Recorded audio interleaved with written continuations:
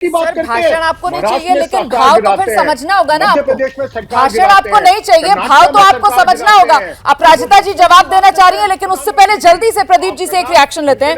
प्रदीप जी, यहाँ पर जो कांग्रेस कह रही है कि साहब चुनाव जीत गए, इसका क्या मतलब है कि सवाल ना पूछे? क्या बेसिक मुद्दा नहीं कांग्रेस पार्टी समझ पा रही है? जिस बात का जिक्र प्रधानमंत्री नरेंद्र मोदी कर रहे थे कि साहब चुनाव जीत रहे हैं मोदी जी, क्योंकि जनता प्रधानमंत्री नरेंद्र मोदी पर भरोसा कर रही है और विपक्ष को भरोसे लायक नहीं समझ रही है जनता। ये बुनियादी फर्क क्या कांग्रेस पार्टी नहीं समझ पा रही है? सर मुझे तो यही लग रहा है, देखिए ये सवाल न पूछे ये तो कोई कह ही नहीं सकता। सवाल सरकार से पूछना चाहिए, 100 सवाल पूछने चाहिए, लेकिन सवाल इस बात का है कि अगर राहुल गांधी, कांग्रेस पार्टी, जी आप डिस्टर्ब कर रहे हैं सर, कुछ और पार्टियां अगर ये मानती हैं कि गौतम अडानी और उनकी कंपनियां देश की सुरक्षा के लिए खतरा है, तो सबसे पहले विपक्षी दलों की जहां सरकारें हैं, अडानी का जितना कॉन्ट्रैक्ट है पहले रद्द कर दें। बिल्कुल, रास्ता तो खोलें कि देखिए हमने जो देश की सुरक्षा के लिए हम इतने चिंतित हैं, हमने ये कॉन्ट्रैक्ट रद्द कर दिए, अब आप आगे आइए और काम इस पर जांच बिठाइए।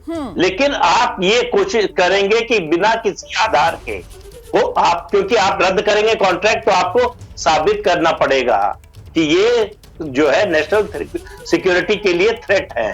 तो अगर आपको भरोसा है तो आपको ये कदम उठाना चाहिए। बिल्कुल सर। रशीद दुबे साहब, यहीं पर कांग्रेस पार्टी मात खा जाती है, कथनी और करनी में फर्क। वो कहते हैं ना साहब, हाथ कंगन को आरसी क्या। जिस बात का जिक्र प्रदीप जी कर रहे हैं कि जितने गंभीर आरोप यहाँ पर अडानी पर लगा रहे हैं, जो कांग्रेस शासित राज्य हैं, खासतौर से राजस्थान, वो फिर खत्म करें अपने यहाँ जितना इन्वेस्टमेंट है अडानी का, उसको पैकअप करवाएं सर।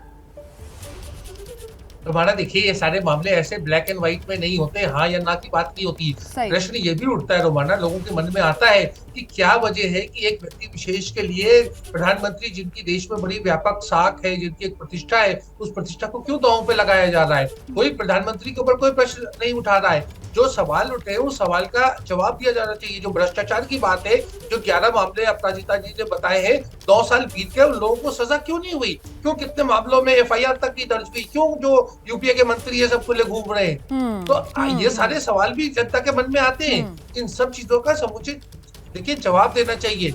ये बड़ा वाजिब सवाल है सर जो आप उठा रहे हैं प्राजिता जी। आपने इतने यहाँ पर भ्रष्टाचार के मामले गिना दिए, 9 साल से आप लोगों की पार्टी जो है वो सत्ता में है, आखिरकार इन मामलों में जांच क्या हुई? क्या ये मामले सिर्फ और सिर्फ टीवी डिबेट्स में आकर गिनाने के लिए रखे गए? मैडम, आपको याद होगा कि ये जो 3 नाम लेने में भी कष्ट हो रहा है, विजय माल्या, नीरव मोदी और मेहुल चोकसी, इन तीनों ने कब ये कारगुजारी की थी और उन्हें देश में कौन लाया और उनकी जो संपत्ति थी उसे किसने जब्त किया? एक दूसरा मैं पूछ दूं, फ्यूजिटिव इकोनॉमिक ऑफेंडर्स ऑर्डिनेंस किस सरकार ने लाया? मोदी सरकार ने लाया, हाँ या नहीं? तीसरा मैं कह दूं जी, बेनामी लेन देन निषेध अधिनियम किस सरकार के वक्त में हुआ? यह भी मोदी सरकार ने किया था, ये सब याद करें। और चतुर्थ मैं कह दूं, इंसॉल्वेंसी एंड बैंक्रप्सी कोड भी हम लोगों ने लाया और हम इनके कार्यान्वयन पर बल दे रहे हैं। चलिए, बहुत बहुत शुक्रिया आप सभी का इस चर्चा में हमारे साथ शामिल होने के लिए। तो कुल मिलाकर बीजेपी जो है वो अपनी लकीर लंबी करती हुई इस रूप में दिखा रही है कि साहब भ्रष्टाचार के खिलाफ एक तरीके से जीरो टॉलरेंस पॉलिसी जो हम लेकर आए, जनता हम पर भरोसा करती है। ऐसे में कांग्रेस जो आरोप लगा रही है वो आरोप बेबुनियाद और जनता विपक्ष के इन आरोपों पर भरोसा नहीं करेगी। ये लब्बो-लुबाब आज की इस चर्चा का। बहुत शुक्रिया सभी का हमारे साथ बने रहने के लिए। क्या मजबूरी है मेरी, बताइए। मैं अभी आपको बताती हूँ कि मैंने ओए होए होए होए, नमकीन के चटकारे लेते हुए टकटकी मार के डिबेट शो को पॉज रिपीट कर करके देख रहे हैं जोगिंदर जी। इनकी तरह आप भी देखें अपनी फेवरेट डिबेट्स को रिपीट कर और डाउनलोड कीजिए ABP लाइव ऐप अपने स्मार्ट टीवी पर।